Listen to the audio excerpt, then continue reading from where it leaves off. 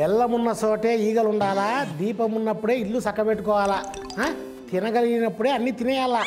నువ్వు రా సామి, వచ్చే నా మాటిను. సారు చాలా బిజీ ఉన్నట్టున్నాడు. నమస్తే సార్. ఎవరికి చెప్పాకు, అసలుకే కాలం బాగోలే.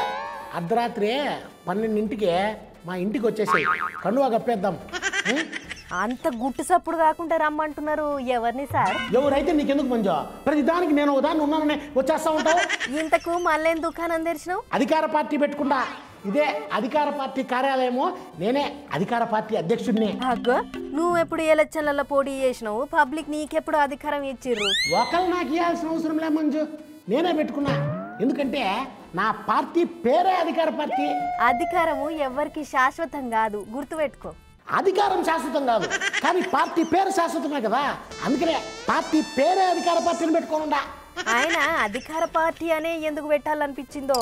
ఎత్ర ఎత్ర అధికార పార్టీ రమయంతే తత్ర తత్ర లీడర్ల కృతమస్తకాంజలి. అర్థం కాలే కదా.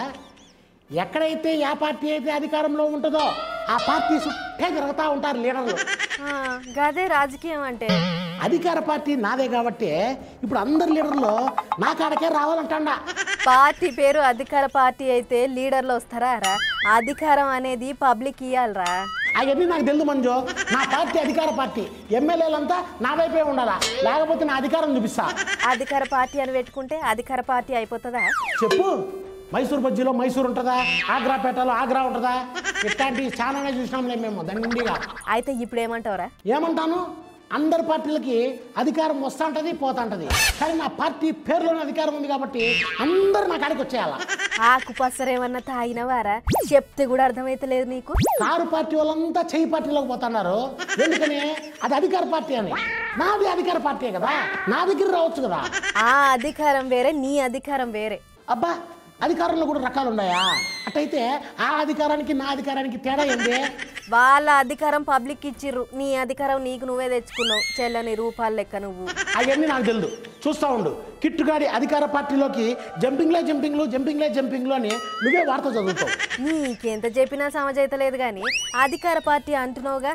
బ్యానర్లు ఫ్లెక్సీలు కట్టించుకోపో, పైసలు ఉన్నాయా? అంటే ₹2 బిల్లులు 3 ఉన్నాయి, సరిపోతాయి. ఇక్కడ వేసుకొని వచ్చిండమ్మా.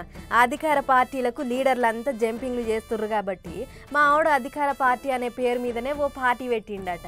అధికార పార్టీ తనదే కాబట్టి అందరూ తన పార్టీలకే రావాలి అని అంటున్నాడు. గమ్మత్తే ఉంది కదా కథ. అంత అమాయకుల మన లీడర్లు. ఆవలిస్తే పేగులు లెక్క పెడతారని తెలియదు వానికి.